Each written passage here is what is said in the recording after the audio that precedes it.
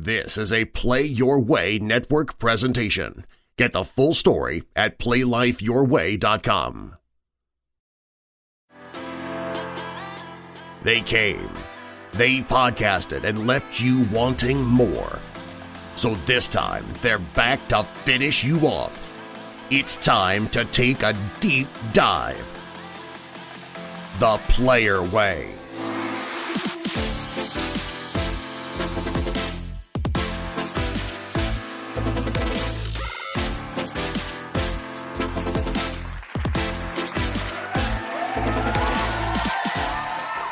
It's on once again, Patron once again. This is your boy BK, the resident DJ, helping you guys curate your media. The Player Way. And I am back. This is a deep dive, The Player Way. A little bit more energy than we usually have on a deep dive. And the reason being is because I have my co-captain, Derreck. That's me. And I am corrupting any systems. I've even infiltrated the deep dive. Somehow they let me on this thing, so I don't even know how this is going to go. But I'm sure the resident DJ will keep me in line. Oh, we didn't let you on. You made it happen. You made sure that you got yourself on the situation. Let's just drop some bombs for this man right now. That's right. It's real official right now. It's real official. It's real official. All right. So the reason why we decided to go online is Derreck and I were having a conversation. It was kind of, and this is also the reason why it's a deep dive, is it kind of evolved from our previous episode where we were talking about the top 5 films of 2017. And you're kind of in this place this time of year where you've gone to the movies, you've spent that money up, and now you're in a situation where you don't know what to watch. Because you're at home, you're in pajamas, and you're just kind of chilling. If we don't help you curate your media the Player Way, you're just going to be bored. You're just going to be bored to death. So Derreck and I were talking about some crazy ideas of things that would be amazing to watch because we are already watching these things. Isn't that right, D? That's right, man. You already know, man. I'm still waiting for Netflix to go ahead and just endorse us as much traffic as we've directed there. You know what I mean? Absolutely. Like, cut that check. Yes. Absolutely. They come up off of it. Disney didn't buy us out yet. You know what I'm saying? You got quite a point there. All right. So what we're going to do is we're going to give you guys the top 6 things that you should be looking out for. I have 5 things on my list. I'm sure, D, I could throw like a softball at you and you could kind of catch it and come up with something.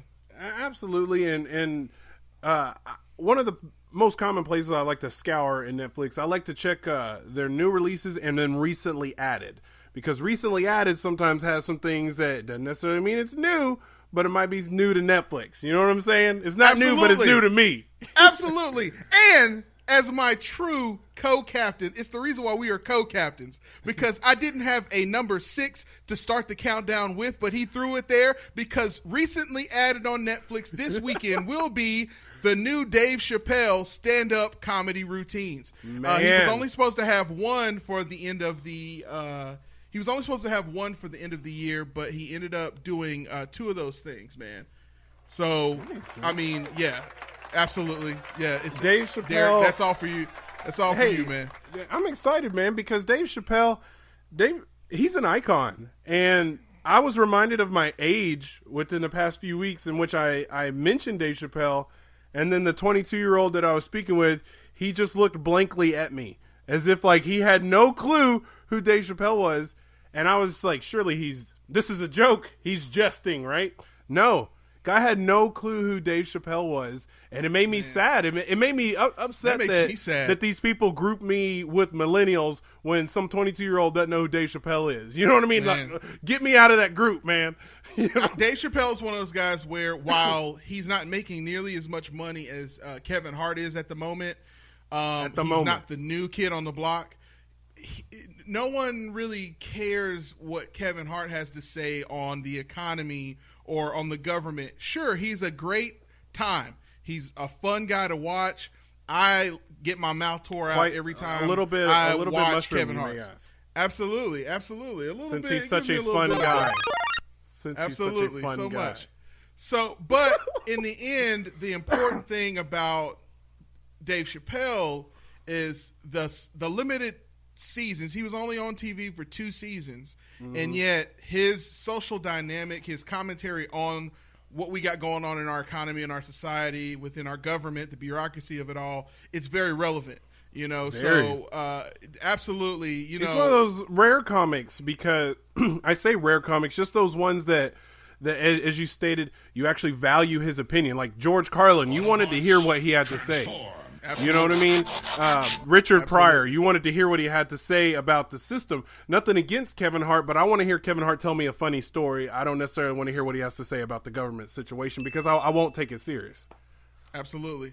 Absolutely. So Netflix, number 6, it's on Netflix well, it won't be right now. It'll be this weekend when it goes on Netflix. It's actually not 1, but 2 series, 2 parts of like a 4-part series that they had going on there. So that will be going on there. So absolutely go on there, and you will be doing your Netflix the player way. So that's number 6, Dave Chappelle. Number 5 is going to be Jumanji. Oh, Jumanji. Okay. Yeah, Jumanji is Jumanji Welcome to the Jungle, to be exact. It's one of those films that no one thought was going to be all that great. And Rachel and I went to go see, what did we go see? Okay, so we went to go see Pitch Perfect 3, and we went to see that at the theater, and there was an interesting situation that happened at the theater. So we go into the theater, and it's James and Rachel and I. Shout out to homeboy James, and Rachel as well. And what we ended up doing is, while we were standing in line for the film, there was this smell we kept smelling. And back in the day, I used to pop popcorn at a facility I used to work at. So I know the smell of when you let the popcorn stay in there a little too long. And I specifically said they need to get that kid off the popcorn. Fast forward to in the theater. We get into the theater. We're in there. We watched maybe the first 5 minutes of the film, and the projector dies. So I'm sitting in the theater, and I'm like, I get up. No one in the theater moves. It's like pitch black in there. I get up, and I go, I scream at everybody in the theater. Oh, no. You guys stay seated. I got this under control. Everybody busts out laughing. I walked out. I love being that guy in the theater. I love being that guy. Because no one will ever do anything. People are lemmings. They will just sit there the whole time. Please, and say, somebody they'll save figure me. it out. Somebody save me. No, it is not part of the normal course of action for the projector to die in the middle of the movie. And so James and I, being audiovisual guys, we knew what was going on already. So we went out. I went out to the ticket lady while James stayed with Rachel. I told him what happened. James came back. We met each other as I was going back to the theater. He was like, they're still sitting down. I was like, I know. So went in there. I said, hey, they're on their way back to fix it. They fix it, get it back up to where it goes. We watched the movie. Fast forward to, we literally are in the last third of the film, and the fire alarm goes off in the middle of the movie. Lights come on, go out, and I look at the kid who I said, I told you to get the kid off the popcorn. And we walked out. And so we ended up not finishing the movie. So we went back to the theater later in the week to finish the film because my wife, she loves the Pitch Perfect stuff. She's totally a Glee Club type of person. And it was sold out. So we ended up deciding we were going to watch Jumanji, Welcome to the Jungle. Sold out. Every showing, there were 2 showings at the time. Both of them sold out. We went to another theater.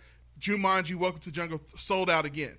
So I'm telling you, Jumanji is literally killing it in the box office. So it's doing pretty well. Yeah. You know what I mean? It's as you say, it's that perfect lull movie right now. All the big hitters. Because it is mad quiet. It is mad quiet out there right now. Honestly, if somebody wanted, now's when The Punisher could have come out on Netflix. You know what I mean? Yes. Instead of right before. Would have been the perfect time. Right now. Exactly. So on a side note, since we were talking about our age group, man, have you seen or heard about that docuseries, The Toys That Made Us, on Netflix? No, I have not heard about that. It specifically has each episode 45 minutes one of them goes over all Star Wars toys. One of them goes over Barbies. Then He-Man and G.I. Joe. So right in our age group and a little bit older, to where it just kind of shows how they really became that pop culture current thing. So it definitely is an honorable mention, especially if you're, like I said, I'm not going to claim that millennial brand, but if you were born in the 80s and raised in the 60s like we were, then you would have appreciated the hand-me-down toys that you found left at the school. Absolutely. Lost and found. Bro, that's what's up, bro. And thank you for doing the honorable mention. The player way. Absolutely, man. That's what's up. All right, so Jumanji, Welcome to the Jungle's number 5. Number 6 is, as we said before, Dave Chappelle. All right, so going on to number 3. If you are, we've mentioned some stuff. Well, I'll go ahead and go with this as number 4. Number 4.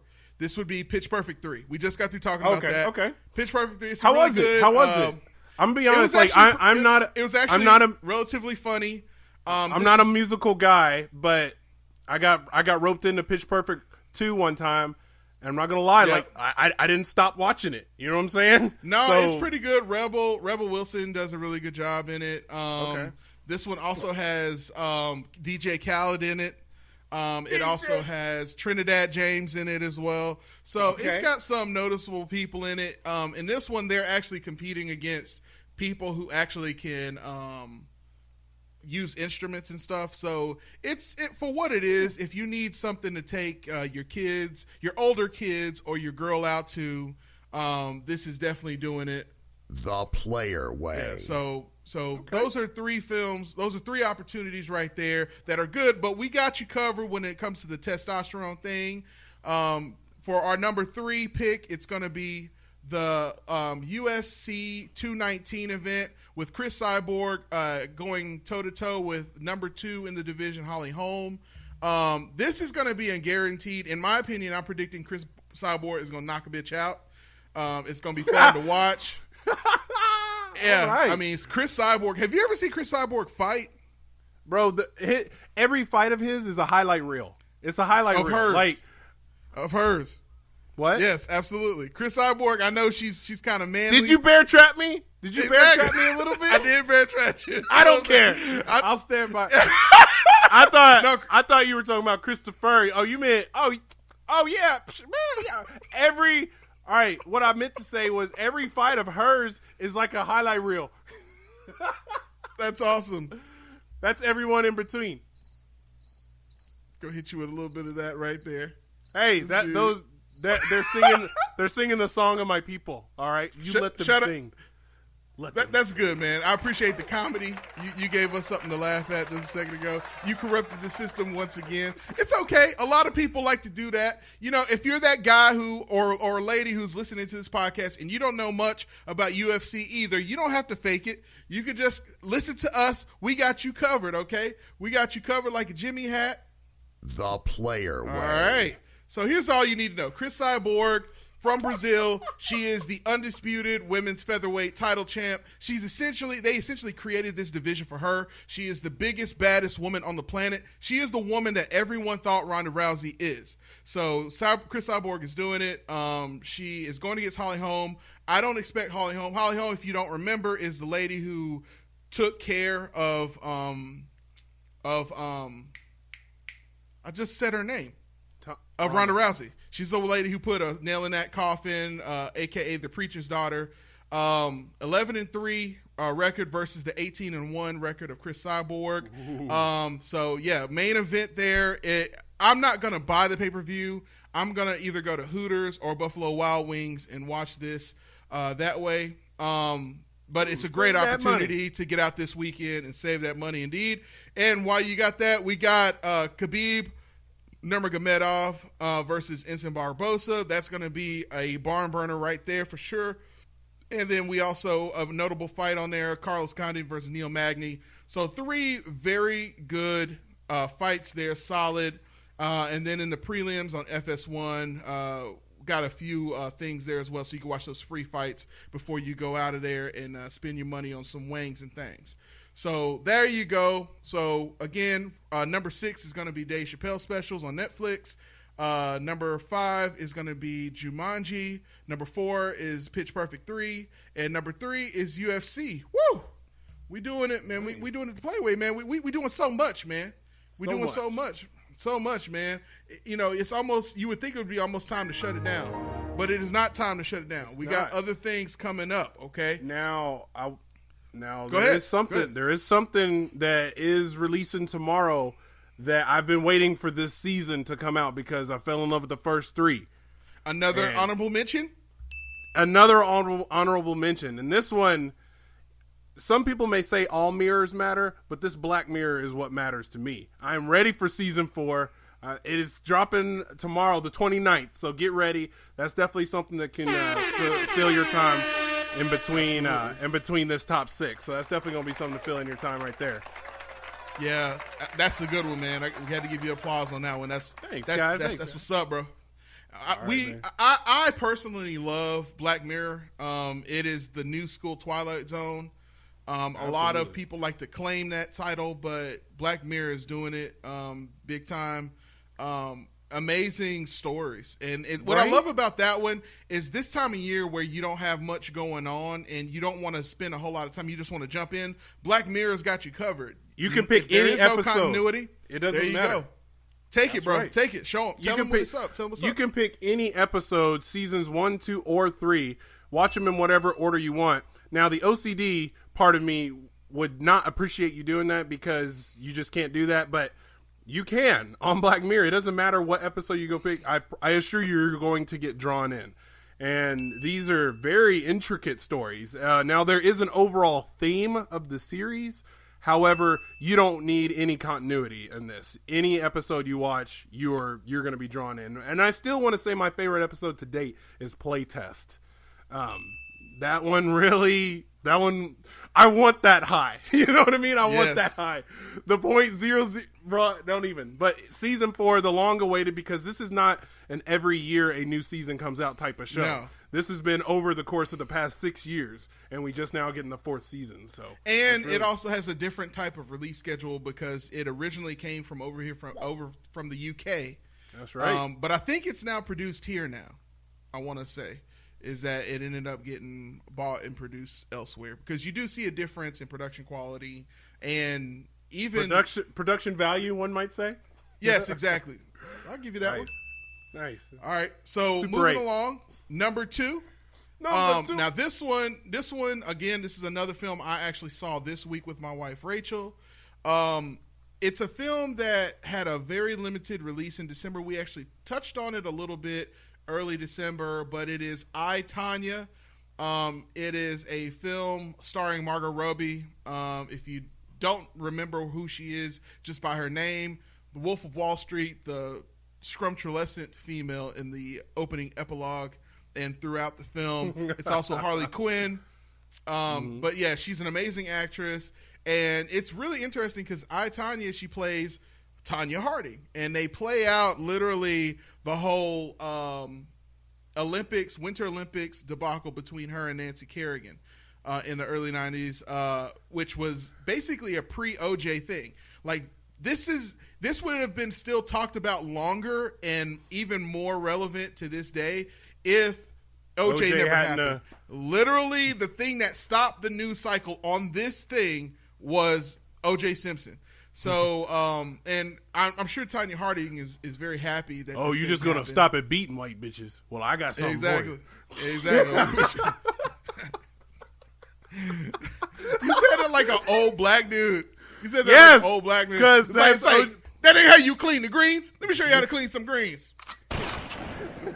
Exactly. It's because it is about an old black dude. Because that black dude is old now. But man, this was a shocking news story. Like this was a stop the presses. Everybody was talking about it. I'm gonna tell you why it is a shocking news story and why it's immensely relevant and why you need to see this film. There was a period of time where we all were watching the Winter Olympics. When's the last time you watched the Winter Olympics ever?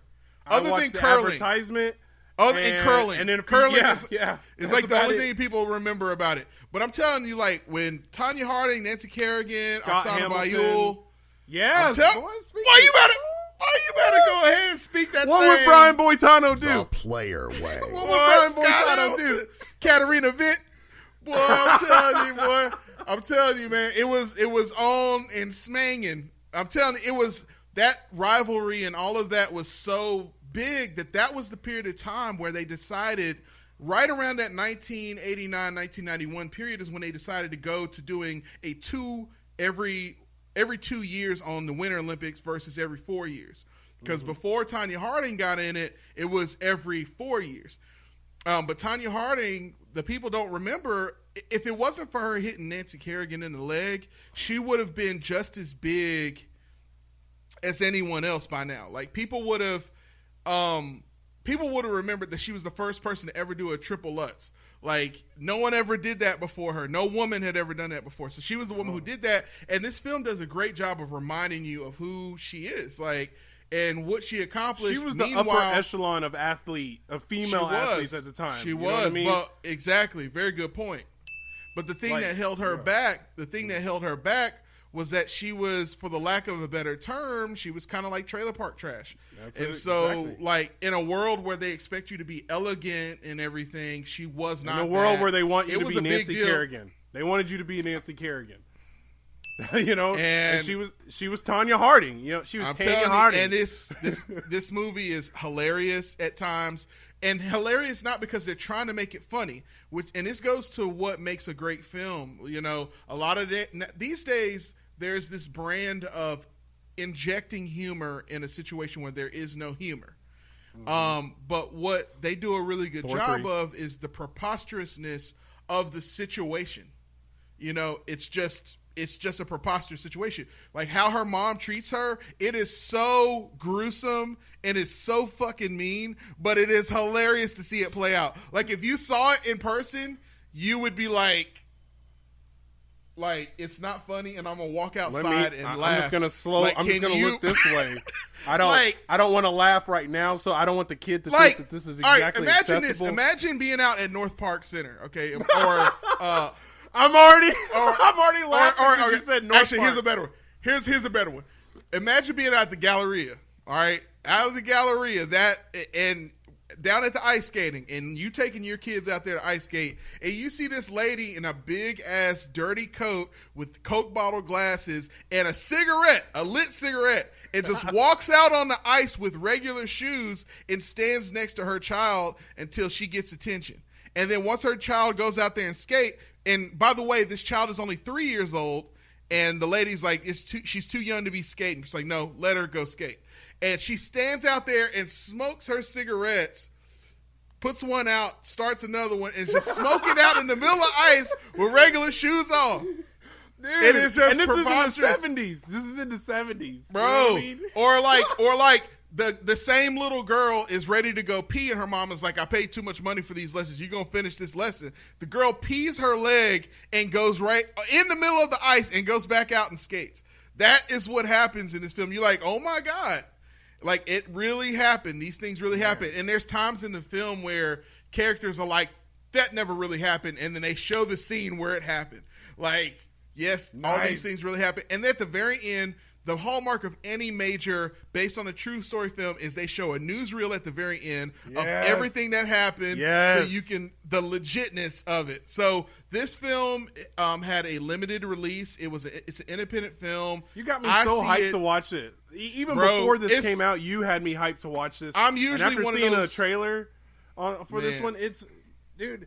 Like it's even better than the trailer. Before social media, well before 2 decades before social media would have saturated, because we're so saturated with media. That's why we're here to help you curate it the player way. That's why we're curating. Absolutely. You know what I mean? You curated what? The player way. Absolutely. The only way. You already know. Absolutely. So just like this would have been the biggest news story. Like your Facebook timelines would have been full. Your Twitter feeds would have been full. Oh my God, this would be like LeBron James hitting Steph Curry in the legs before the Final Four, whatever, NBA championship.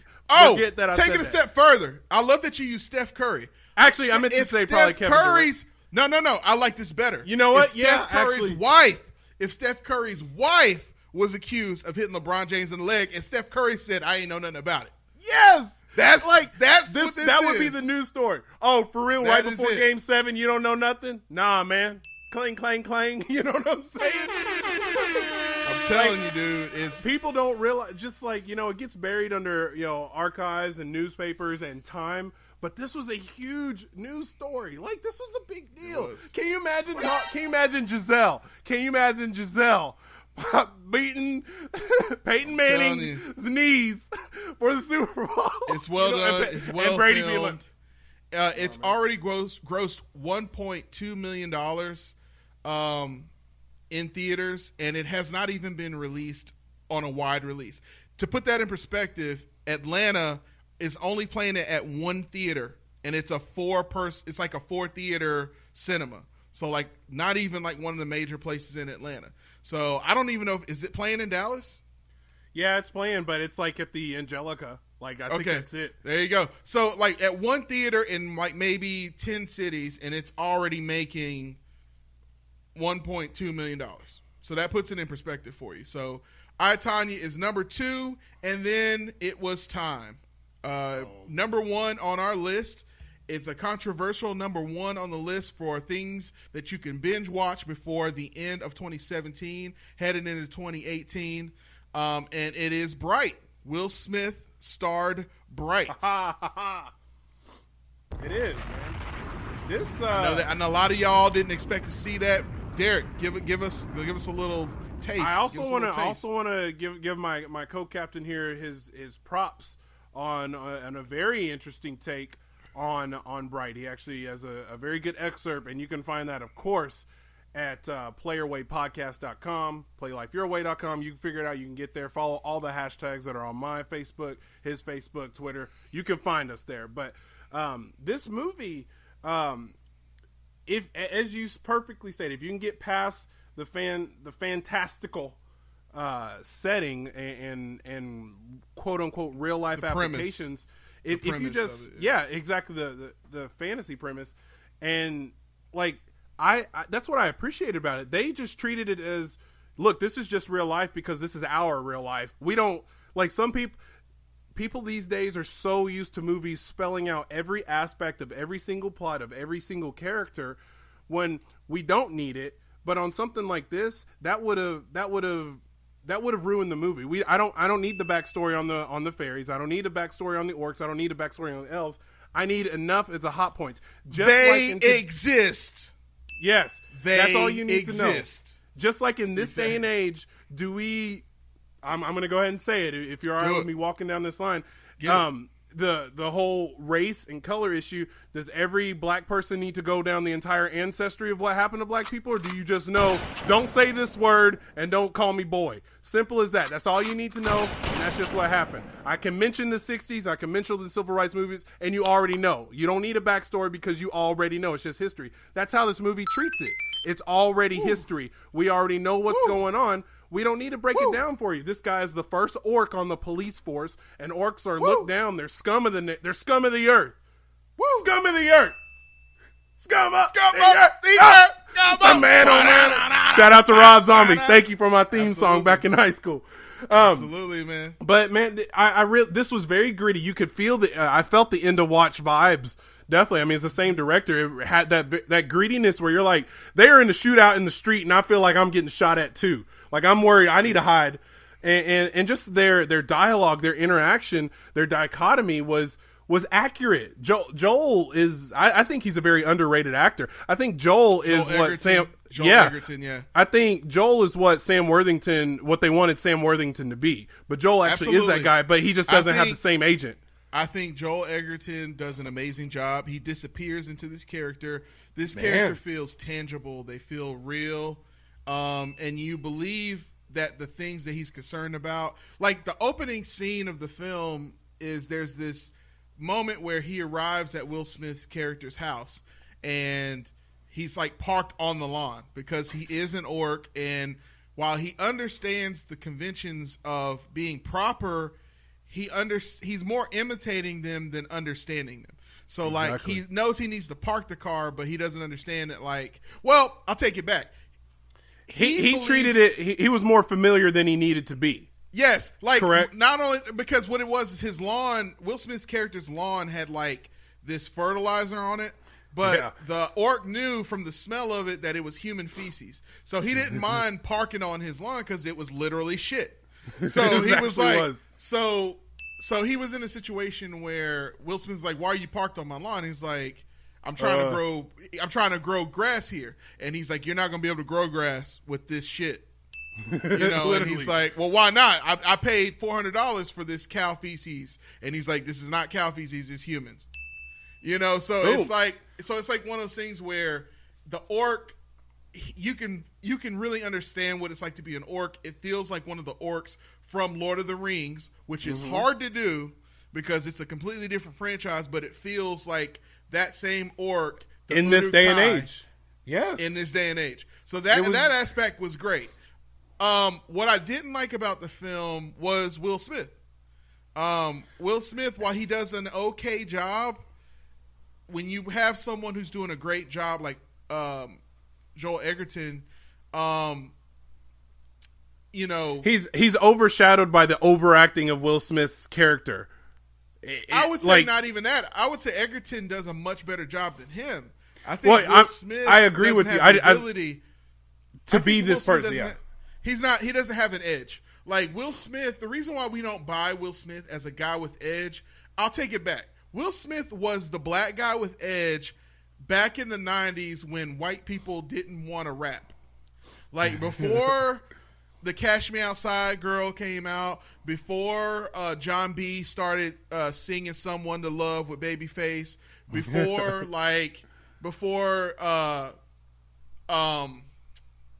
Eminem came out. White dudes weren't edgy. So like black dudes just being around was edgy. Was enough. Like and like, he was a rapper, but people weren't really listening to him. Like black people were listening to him and young white people were, but like older white people who write the checks and who take you to the movies and what they were cool with you watching, that was as black as they would be okay with. Like, okay, I'm okay with that level of black in my film. But no more, I don't want my coffee any darker than that. And then Idris Elba's came out and other black guys who, Wesley Snipes became a lot more. He did Blade and other more edgy things. Childish Gambino, a guy who can do NBC. Ice Cube could have done this. Ice Cube could have done this. Ice Cube. Like all of these guys who they can play nice on film, but then they got hardcore rapping behind them. So they have street cred and they're just dangerous enough to be sexy by girls who don't want to tell their dads that they find them sexy. Will Smith is old. He's old, so he's not attractive to young people or young females. 2, he's very married, so he's not a sex symbol anymore. 3, he is not nearly edgy enough, no matter how many fucks he wants to put inside the movie. And 4, he's past his prime. And so for this type of movie, this type of movie was not a Will Smith. Yeah, we didn't need to have a black guy to lead it. A quarter black would have been great. Like Vin Diesel would have been great. Vin Diesel could have handled Dwayne The Rock Johnson.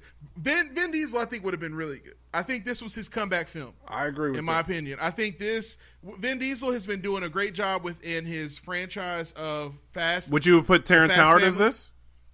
No, Terrence Howard is. Come on, man! You can't be shooting at me, dog. No, too much. Too much. He's done. Terrence Howard has to stay in his pocket, gotcha. That's out of his element.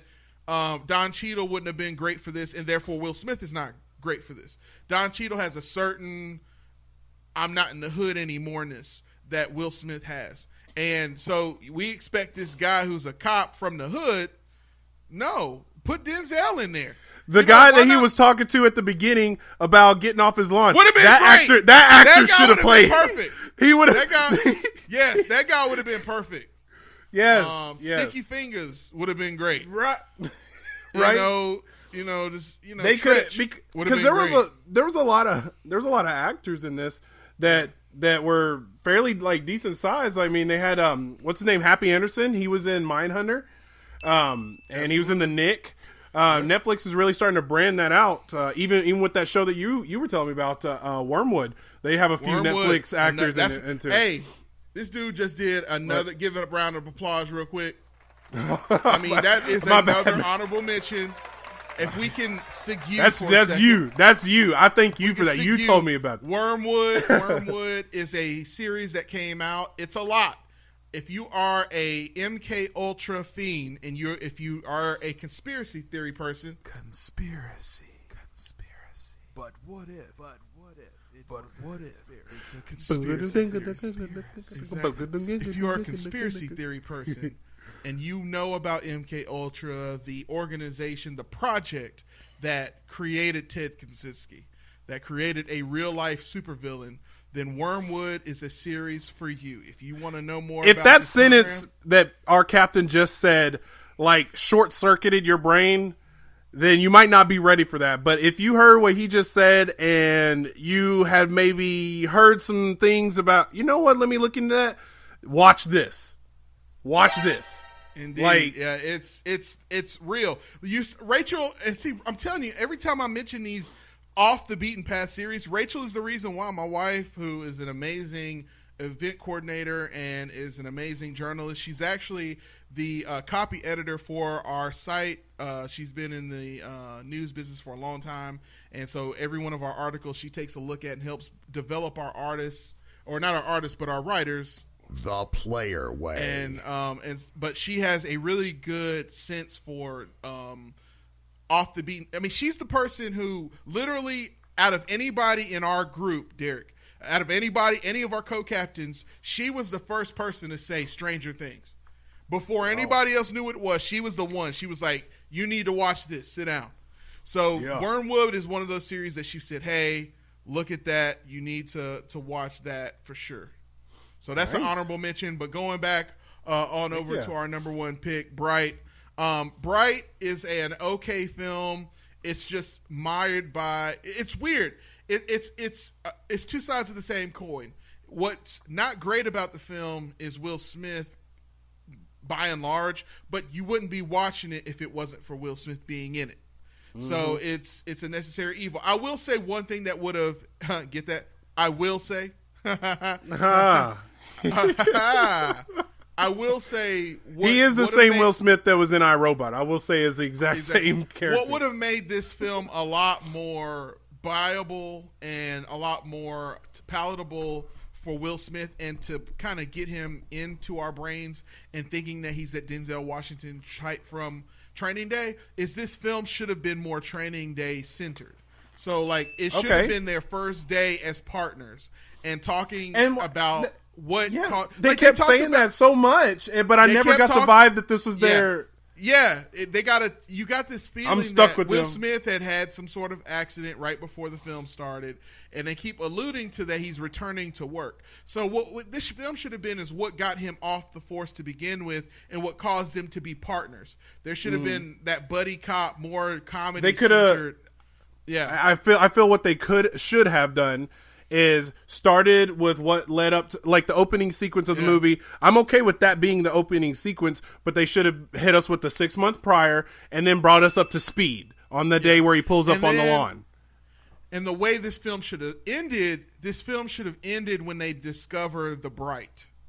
So like when they discover the wand and the Brights and all of that, and they introduce these characters and this concept of what Bright is about, because let's be honest, they didn't even start talking about Brights until like close to 30 minutes into the film. Well, you're like, why is this called Bright? Yeah, you had to kind of put it together. But it was one of those things where I was okay with having to put it together. However, for a brand new film, brand new market, this type of thing, they needed to at least touch on it. That could have been a perfect backstory for him talking about that. Yeah, so it was decent, man. It was a decent film. I think it's definitely passable, and I think it's worth watching. It's definitely worth watching. The Hollywood Reporter released an article today saying that 11 million people watched Bright, despite it being panned by critics. Within the first 3 days. If you put that in perspective of what that would have done in the theater, that would have definitely busted the 1 million mark. I mean, it would. I mean, it. It might have even it definitely would have busted the 1 million mark, but it might have been busted like the 80 or 90 million as well. Yeah, I mean, if you just do the math. If let's just go on the low end. Let's do an average between matinee. Let's just say $5 a ticket at 11 million viewers over the weekend. 55. That's 55 million on a movie that they didn't spend that. You know what I'm saying? I don't think Justice League did that in the first weekend. What did Justice League do in its first weekend? I think it was like 20 mil. It didn't even make 20 mil, I think is what it was. It was like right at 20 mil, I think. On Justice League's opening week? No, Justice League had a pretty good opening weekend. I thought it was like 20. I thought it was like right at 20 mil. Are you looking it up? Yeah, I got you. Cool. That's what's up. But honestly, like I said, if you did the math on this, that's not a bad opening, especially for a thing that was only released on. While he's looking that up, if you want a little bit more tips on great films to watch before the end of the year, or as the first of the year starting, if you're young and you're not quite back in school yet, or if you're somebody who is cashing in some of that PTO time at the very beginning of the year, we have not only our top 5 on the previous podcast, but all of our writers did a really cool write-up that was done by Alex Maldonado on playlifeyourway.com, playawaypodcast.com, and you can see what we think are like the top films of the year. Each guy who's a writer on the website gave their number 1 film of the year. So that's another thing there. What you got for me, D? Let's see. Well, this one didn't. This one gave me the whole. This one gave me the whole deal, but it's breaking down the actual budget and how much it lost. I'm not trying to do that. Well, how much did they spend on the film? On Bright or Justice? Bright was 90 million. Okay. Oh, Justice no. So all right. So let's just go with that. Okay, so Bright spent 90 million. If you can break even in your first weekend, you're doing it the player way, right? So and Justice League only did like 100 its opening weekend, which was like a third of its budget. You know what I mean? There you go. So there you go. I mean, if they did not, let's say $9, which is closer to what it would have been, $9 per person, 11 million. That puts you right there at 99 million, just under 100 mil. So that would have done okay in the theater, provided that every person who watched it on Netflix, which they would not have, would have saw it. But let's say only half of those people went and saw it. That's still 50 million. Yeah, that's pretty good. That's pretty good. It is really, and honestly, like you said, the thing that takes away from the movie the most is the thing that would draw you in. However, honestly, as I was watching it, I'm not going to say I tuned his character out, but I felt like I kind of came up with my own lines for him, or what I felt like he maybe should have said throughout the movie, because everybody else, I felt like their lines made sense, and his just were overly aggressive, overly profane. Like, just like I had to work really hard to kind of tune Will Smith's tone out a little. I was like, why is he so aggressive and so profane? But like, he has for so no much reason. energy. He has so much energy in Yes. every scene. So anyway, so those are our top 6. Our top 6 are the Dave Chappelle comedy specials going on Netflix. Number 5, Jumanji. Number 4, Pitch Perfect 3. Number 3, UFC. The UFC event this weekend. Number 2 is I, Tonya, which is going to actually have a wide release for everybody to digest around the 15th of January. And then Bright coming up this weekend. So if you don't have anything to watch to get your 2018 started, then you have definitely not listening to The Player Way podcast. That's right, baby. Nice. Anything else you got for the good of the order, B? I'm saying we have a little bit of time left, which reminds me of 9 minutes that could be left in something. Is there anything that you know that there's 9 minutes left in, perhaps? Until the end of the tournament, Dato? Oh, 9 minutes until the end of the Tournament of Power. Oh, yes. And it is down to 2 universes. 2 universes. Dai Nanuchi. That is definitely another honorable mention. That I mean, he just keeps coming up with, ladies and gentlemen. How does he do it? He must be some sort of alien robot of some sort. Autobots, transform. I'm telling you, man. This dude is definitely giving you all kinds of extra lives here. No, but seriously, man, Dragon Ball Z, the Tournament of Power, is coming to a close.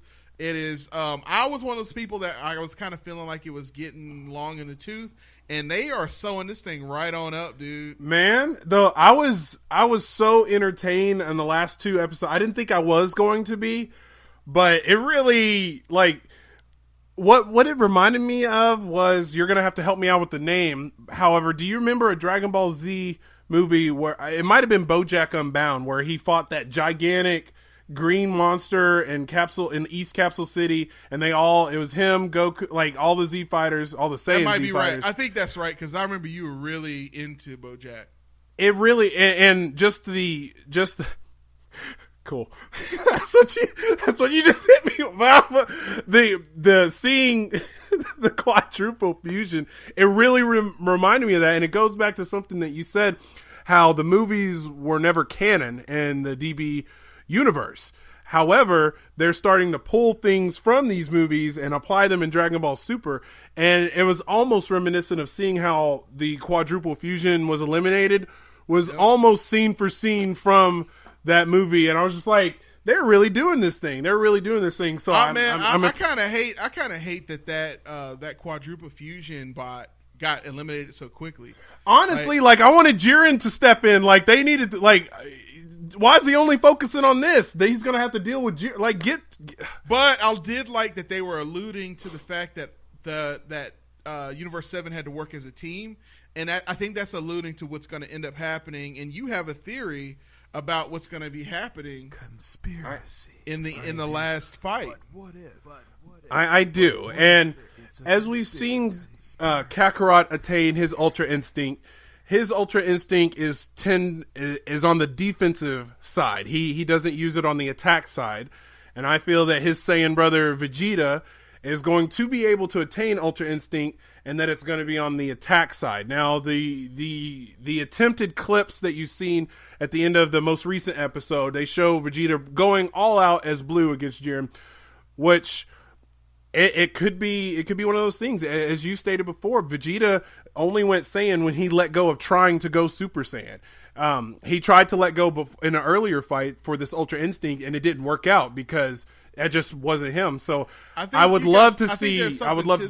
I think there's something to that, because in the preview for the next episode, you see, and correct me if I'm wrong, I might have just dreamt this, but I'm almost for certain the preview for the next episode showed Vegeta actually getting in some attacks with Jiren. Landing blows Jiren was as kinda Blue. Like, he was kind of looking at him like, he didn't even move for Kakarot. He didn't even move for Goku. So he kind of kept his arms just like this when Goku was fighting, and so it's one of those things where it's really interesting to see where it's going and where it's headed. And only 9 minutes left in Tournament of Power. Only 2 universes. Somebody's getting knocked the fuck out. Man. The player way. Exactly. That's right. Zeno-sama might be giving you that zoop. Exactly. Man. I think Frieza's going to kill the rabbit-looking dude and get eliminated because of that. Well, see, the rabbit guy, his ability, if you remember, is to increase his, but he can increase his speed thousands of times per second. Yeah. So he's. I think what's gonna happen, as we both know in anime, the guy who's extremely fast like that usually ends up fighting some Sabukuna Gato type of guy who really has all kinds of defense, and it's like, you can hit me as hard as you want, but I have the ultimate defense, and I'm stronger than you. So I think One Punch Man we're style. See Golden Frieza. Boop. I think we're going to see Golden Frieza versus the rabbit guy. Okay. Yeah, okay. And I think he's going to kill him. I think he's going to kill him because we have. I kind of wanted 17 to fight him just to see 17 stretch to the max, because he has the energy and the stamina. Because think Topo is arguably just as strong as Kakarot and Vegeta. Yeah. But they have, so I feel like Frieza and maybe 17 might take on those guys, and then Goku and Vegeta take on the other ones. I think Gohan's in there too. Gohan's going to get eliminated, or he's going to. Hey, but let's give Gohan some props lately, right? He's done some work. Gohan is going to be out. I think Gohan is going to be out. I think Toppo is obviously going to get out. The rabbit head looking dude before the end of it. And I think Frieza's going to get eliminated because he killed the rabbit-looking dude. And then so the last 3 standing will be Kakarot, Vegeta, and Jiren? Yep. That's what I predict. And then they'll have the Ultra Instinct 17's fusion. gonna get That's knocked all? out as well. I think 17's going to get knocked out too. And for stuff that's non-canon, they might hit that Gogeta fusion for us. And Ultra Instincto. I don't know. But anyway, that's what's going on there. I'm telling you guys, we gave them a Blitzcast. I mean, we are the premier Blitzcast. Thank you for listening to the Player Way podcast. This was a deep dive, but it turned out to be kind of a full-on Player Way podcast. So you got some bonus. You got a little bit of a bonus situation going on there. After that, absolutely. So, ladies and gentlemen, everyone in between, with all due respect, I've been your resident DJ BK, helping you curate your media the Player Way, along with my co-captain Derreck. That's me, corrupting the system with all those honorable mentions, and I will go ahead and mention me. Me. Me too. And if you want a little bit more of that particular me, you can find him corrupting the system just like you heard it on Instagram, and take out all of the vowels if you want to catch him on Twitter.